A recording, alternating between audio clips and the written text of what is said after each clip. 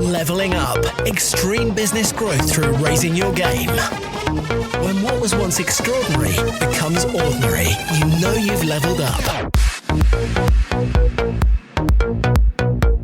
I know you feel tired. I know you feel exerted. I know you feel worn out. I know you feel you've given everything that you feel you have to give. But I promise you this, there is still more in the tank. There is reserve in your tank that you're probably not tapping into. And when you learn to tap into that, you really can start to take life to new levels. Welcome to the Leveling Up Podcast with me, George Swift. The Leveling Up Podcast is here to give you the personal development, the entrepreneurial development, and the business growth that you, the ambitious business owner, desires. I'm here to give you the inspiration, the motivation, but above all else, as always, to challenge your aspirations to take you and your business to the next level. Don't forget, subscribe so you never miss an episode.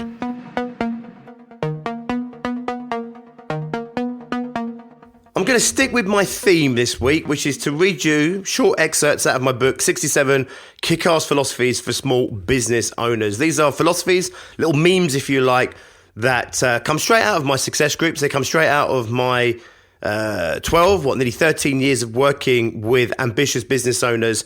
And they're designed deliberately to give you a little food for thought to really ponder upon, to see how you can apply these philosophies in your own life, in your own business, in order to create greater levels of success. Today, we are looking at how there is always more left in the tank.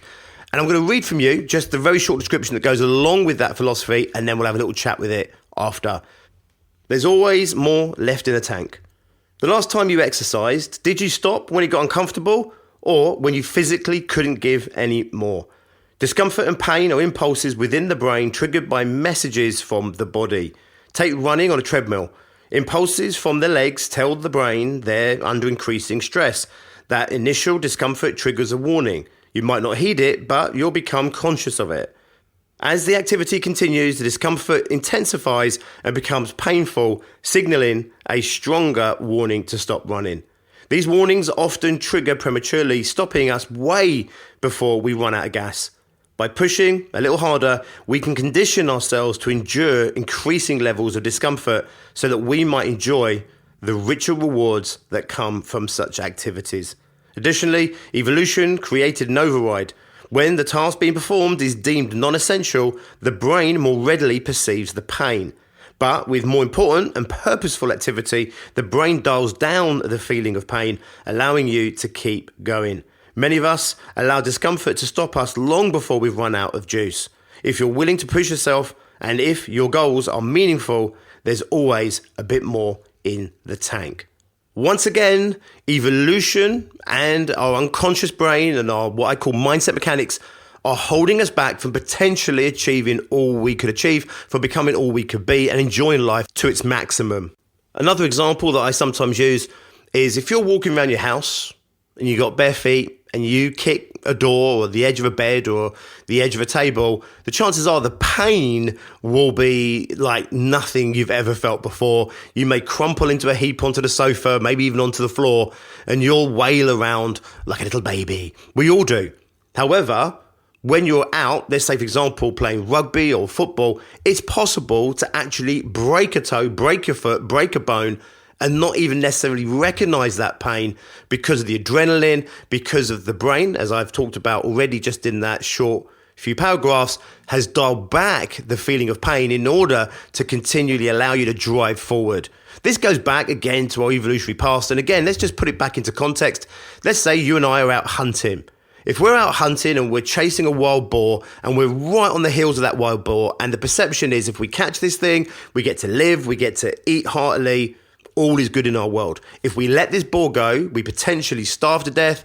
Our tribe potentially starves to death. Maybe the shame that we might feel going back to the tribe empty-handed. As you can see in that example, we are engaged in what would definitely be perceived as meaningful activity. You would argue life and death. And therefore, if we were running across the forest floor and we stubbed our toe or we, pricked our foot, cut our foot, even gashed our leg open, the chances are the brain would deliberately not recognize that, wouldn't bring our attention to that, so that we could continue the hunt, get the kill, And then we would feel the pain. And my God, we would feel the pain. The pain then comes in, and the pain is designed to draw attention to the injury so that we then nurse that injury to protect ourselves. However, the short-term gain of catching that ball is going to outweigh the pain that we're in. And therefore, we don't necessarily feel that pain, certainly not to the same degree or the same intensity that we otherwise would have done if we, again, were just walking around the forest and you accidentally stubbed your toe or tore your leg open on a bush, for example. You would feel that pain much more readily. The same thing with physical exertion. The treadmill example I shared with you there is if you're on a treadmill and you are training for a marathon or training for a run, or you're just really focused on your goals and objectives of running further, running faster, getting fitter, getting leaner, then there's a real meaning behind the exercise. There's meaning behind it. In other words, there's a price that's willing to be paid by the unconscious, by the body, in order to achieve that objective. If, however, you're running on the treadmill and you hate the gym, you hate running, you hate the treadmill, you're feeling particularly unmotivated that day, if it starts to feel pointless, if it starts to feel like there's no reason for being there, then of course that pain is going to be more readily experienced by you. Your unconscious is not going to suppress any of that pain, and it will hurt more. And here's the thing, because pain is very subjective, it's not objective. So we know that you can condition yourself to pain. Physically, you can condition yourself against pain, but also mentally, you can condition yourself against pain. If you've never done an ounce of exercise in your life, the chances are any amount of exercise is going to be perceived as incredibly painful. And yet athletes, for example, go out there and break their bodies down and destroy their muscles in order to get stronger and faster, in order to be more powerful, to be able to compete better. Do they feel pain? 100%. But the pain doesn't feel the same as, say, your pain if you're someone that has never exercised whatsoever. Your pain might feel like real discomfort. The brain hasn't really made a connection between why you're in pain and the outcome of that pain, and therefore the price you're paying, the pain, is not worth it, and therefore it will draw your attention to that pain. You'll more readily experience that pain. The athlete, however, they've conditioned themselves potentially over years, maybe even decades, to endure that kind of discomfort, and more importantly, they've probably reprogrammed themselves so that actually the pain they're feeling is perceived as a good thing, because the harder I'm working, the more pain I'm in, the more I know I'm getting stronger. When I used to compete in competitive kickboxing, when I used to do bodybuilding the years after that, the pain that I would feel in my muscles, the pain I'd feel in my lungs and my heart was definitely perceived as a good thing, especially when you do it in a team environment, by the way. It's perceived as a positive thing. So I can feel the pain, and instead of that pain hurting, even though it does hurt, the perception is not the same when the perception of that pain is I'm getting stronger, I'm getting fitter. What I'm doing now is investing myself. What I'm doing now is worthwhile. And therefore, you can completely and utterly change your perception of what pain is. When you're investing yourself in your business, if you're not particularly connected to your why, if you're not connected to the purpose behind your business, you don't have goals that you're focused on, a vision that you're creating and stepping into, that you're manifesting, then it's very easy to just feel like you're working long hours, just slogging it out, meaningfulness. And the brain will fight you. It will make you more aware of the discomfort, the pain, the long hours, the tiredness, the sacrifices that you're making. And therefore, the whole thing becomes a lot more uncomfortable. And the more uncomfortable it is, the more your brain's going to bring your attention to that discomfort, the easier it's going to be for you ultimately to quit, which is why the brain's bringing your attention to that discomfort in the first place, because it wants you to stop doing what you're doing, because it's perceiving that you are harming yourself in some way, and it's trying to protect you and keep you safe. However, if you're purposeful, if you have strong meaning behind your activity, behind your goals, behind your sacrifices, and if you're focused on those outcomes and you're focused on all of the gain and the positivity behind the effort that you're putting in, you may still feel tired, you may still feel the discomfort, but I promise you, you do not feel it in the same way. And you can even completely flip that around, where you actually feel good about pushing harder, you feel good about working harder, you feel good about the sacrifice. In the last episode, episode 282, I read another excerpt from the book, and we were talking about how you need to align what you're doing today, the activity today, with the goals that you want to create in the future. But then it's essential that you feel the rewards of your activity today and not have to just defer all of the rewards until the future. The person that's going to the Olympics to compete at the Olympics, they may have years of pain. They may have been working at this since they were a child, and they may have endured decades potentially of pain in order to get them to a point when they go to the Olympics and they can be competitive for a medal, or even just to get to the Olympics. And if they've held that vision, they've held that goal in their mind since they were 8, 9, 10, 11, 12 years old, then they can continually show up for the next 10 years, putting themselves through pain, putting themselves through extreme sacrifice. They can have extreme discipline in order to fulfill upon that dream, if that dream is big enough. And the reason that most of us never achieve anything of that magnitude is down to 2 reasons. Number one, we never believe it's possible in the first place, so we never even get started. And 2, we're not willing to go through the discomfort, the pain, and the sacrifice that other people are who get there.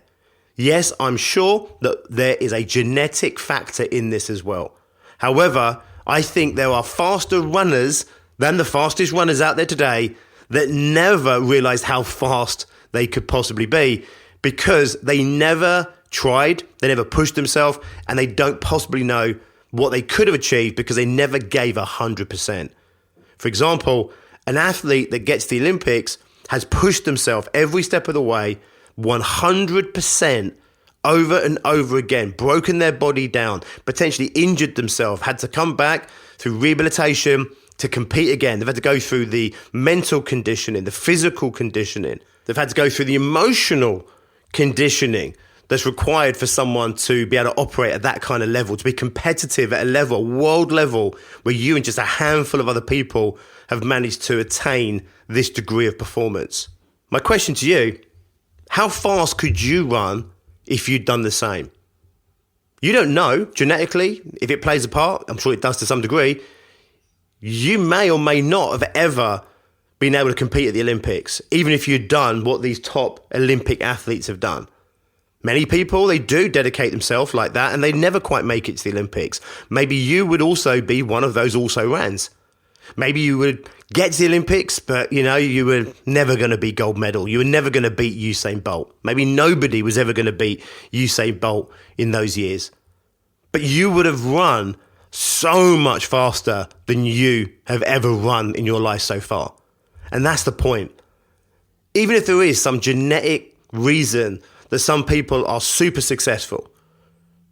Now, I think it's less likely, by the way, that's true, than, say, physical performance. But even if it's true, there is a degree of genetics involved in people who are super, super successful. The truth is, if you'd applied yourself in the same way that they had their entire life, how successful would you be? You may not have been the number one in the world. You may not have equaled them in terms of their success, but you would be so far more successful than you would otherwise have been. And this is the point of today. You're not in a race with anybody else. There are no gold medals up for grabs. It's you and you alone.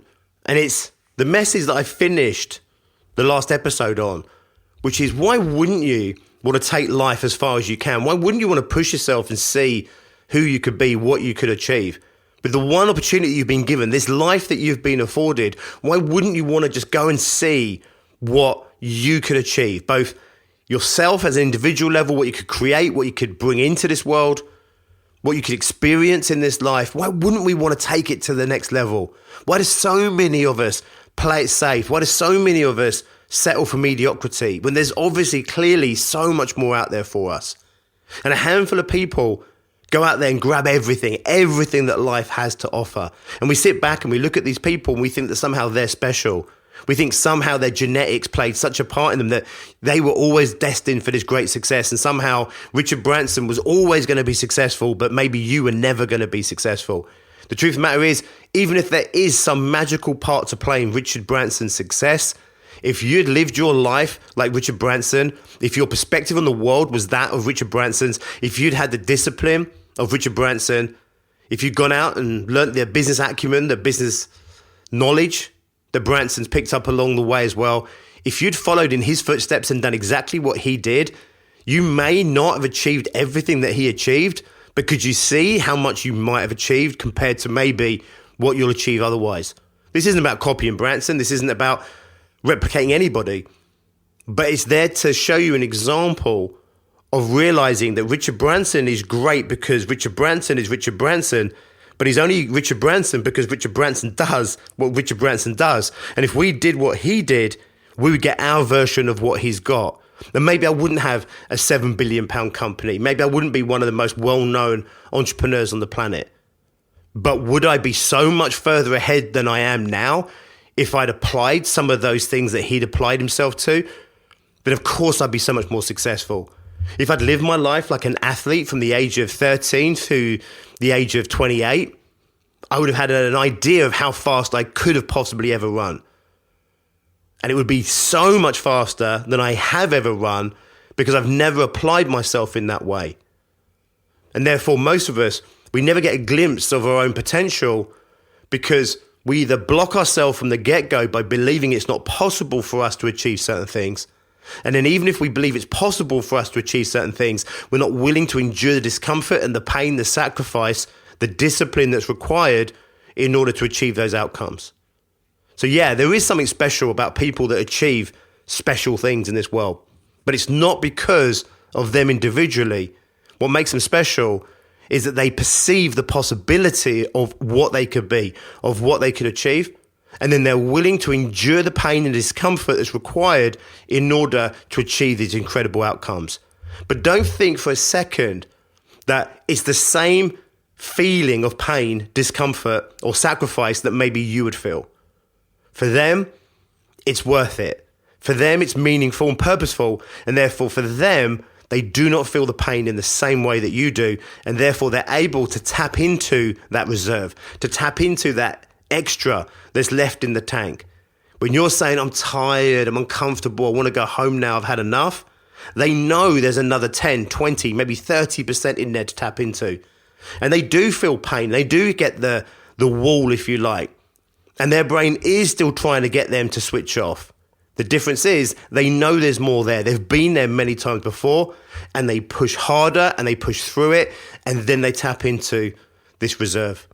I'll finish this with one last example, true life example of my own life. It is around running again, and there's a hill not far from where I live. And I remember running up this hill, and I was training for a half marathon at the time. And I remember running up this hill, and I'd only just started the run. I was in the first kind of few minutes even of this run. And I remember just feeling like all wrong, and it was miserable and uncomfortable. It was hurting. My heart was pounding like twice as hard, or seemingly twice as hard as normal. My lungs were hurting. It was a cold night. Everything felt wrong about this. And I remember running up this hill, and I remember thinking, God, this is horrible. This is miserable. And as soon as my attention was brought to the pain, suddenly the pain was even more painful. It's like I had this little niggle that said, oh, this is uncomfortable. And I was like, oh my God, this really is uncomfortable. Oh my God, it's agony, right? So the more you're drawn to the pain, the more the pain feels. You know this, if you've got a little kid and the kid falls over, what we want to do is rush straight over and make sure they're okay. What we try and do is hold back a little bit and just see if the kid's really hurt or not. Because the moment you make a fuss about the little kid, the moment you start saying, does that hurt? You know what happens if you're a parent? The kid starts saying, oh yeah, it does hurt. And then they'll start crying. The question was it really hurting before? And if it was hurting, were they aware it was hurting? And certainly, was it hurting to the degree of needing to cry and wail on the floor? Well, probably not, because they weren't. So you know this, you draw your attention to pain, it feels twice as painful straight away. Then you're aware it's twice as painful, it becomes even more painful. The whole point is, as I've already said before, is to get you to stop. On this particular occasion, I remember just fighting myself up this hill. And my brain just kept saying, oh, let's just quit, let's call it a day, let's come back tomorrow, let's do this, let's do that. And I remember thinking, you know what, I don't want to be, you know, the little bitch to my unconscious brain. I don't want to be subservient to my unconscious brain. I remember just fighting it all the way up the hill, and everything in me wanted to stop. It was miserable. The pain just became incredible, and it wasn't real pain. I knew it wasn't real pain. It couldn't possibly be real pain. I'd only been running about 4 or 5 minutes. I'd done this run before, many times. So I knew that it was just a perception of pain, but my God, it hurt. And I ran, and eventually my brain got the message. My brain understood that I wasn't going to stop running. And then my brain got on board. It realised, unconsciously, not really realising, because the unconscious doesn't think like that, it's more programmed, but the unconscious comes to its conclusion that actually this clearly is happening. I'm not stopping this from happening. And now me holding this back is causing more harm than actually good, and therefore the unconscious got on board. The pain dissipated, I got into my stride, and it ended up being one of the most powerful runs I'd ever done. I remember it so clearly. I've talked about it many times since. It stood out as just this incredible performance of something that would have been so easy to stop. It felt so painful at the beginning, and then to end up feeling so strong down the line. And I realized there and then, and it's something I've talked about many times since, which is there's always more in the tank. And the pain kicks in long before, the discomfort kicks in long before you're done, long before you've run out of gas. And if you push a little bit harder and you push a little bit harder, your unconscious will hold you back a bit more, draw your attention increasingly to the pain. You'll feel the pain more readily. You'll feel it more intensely potentially. And then the brain gives up. The unconscious gives up. And then the pain diminishes. And in that moment, you're left wondering, was I really in pain or was I not in pain? Well, here's the thing. Pain only exists in the brain. And the brain is the only organ in the body that has no pain receptors. So the brain perceives the pain that's triggered from all the receptors around your body, but there is no pain in your hand. It's the receptors in your hand sending signals to the brain. The brain perceives that pain, and that's where the pain exists. So unconscious is able to dial up the pain. It's also able to dial back on the pain. The more purposeful you are, the more meaningful you are, the more deliberate you are, the more that you're the boss and that you're making decisions, the more subservient your brain will be to you. There's always a little bit more in the tank. You've always got one more mile. There's always a couple more press ups. There's always a little bit more you can do in sales, a little bit more you can do in your business. This isn't about pushing yourself to the point where you break. A smart trainer, a smart athlete, a smart coach will know there's a point beyond which you're now doing real damage, and the brain will allow you to damage your own body. In the example of hunting that boar, your brain will allow you to tear a ligament, potentially, in order to kill that boar. Well, clearly in today's world, that's a price not worth paying. The athlete tears a ligament, they're out of action potentially for months. It could be the end of an entire season. So you need to be smart about this. So you need to not break yourself physically. You don't want to burn yourself out physically. But equally, you don't want to stop too soon. You don't want to play it too safe. You don't want to stop because it's a little bit uncomfortable when there's so much more on the other side, so much more available to you if you push yourself to the other side. Remind yourself, there's nearly always a little bit more left in the tank. Nice one. Thank you for listening. Look, maybe we're not built to be world-class athletes. Maybe we're never going to be the next Richard Branson. The whole point of this is actually about what we could be ourselves. Who could we be? What could we create? What could we do? How far could we take life? How far could we take our businesses? What could we experience in this life if we pushed a little bit harder, worked a little bit harder, and dared to push ourselves through some of that perception of pain? If you are an ambitious small business owner and you want to know a little bit more about what we're doing at our success groups, please do go and check out biggerbrighterbolder.co.uk. If you want to speak to a real human being, then reach out to Tracy Miller in the first instance by email, and you can reach her at tracy.miller@biggerbrighterbolder.co.uk. She would love to hear from you, and she'll talk to you about how we can help you level up so that you can take your business to that next level. Whether you are just starting out in business, whether you're doing 20, 30, 40, 50, 60K and you're building your business and you want to hit 100K or more in the next 12 months or less, or if you're already breaking 100K, maybe even heading up to 500,000 and you want to scale that business, then we've got groups of ambitious business owners at that level doing exactly that right now. They would love to be part of your journey. They would love you to be a part of theirs. At Success Groups, we help you set your goals. We help you create your vision. We help you to align and tune into your purpose, the meaning behind what you're doing. We help you to push through your own personal self-imposed limitations. We help you navigate the challenges in the external world. We help you with tactics, and we celebrate you when you succeed, and we help you back to your feet when maybe you fail. We are all on our own individual journeys, but we're doing it in a team environment. We're creating incredible success, and I'd love you to experience that in your life as well. Please do go and check us out, biggerbrightbolder.co.uk. I'll put those links in the description of this episode. I'll also put the links to the book, 67 Kick-Ass Philosophies for Small Business Owners, and other resources to help you on your ongoing journey of success. I will see you next time. Until then, as always, be successful.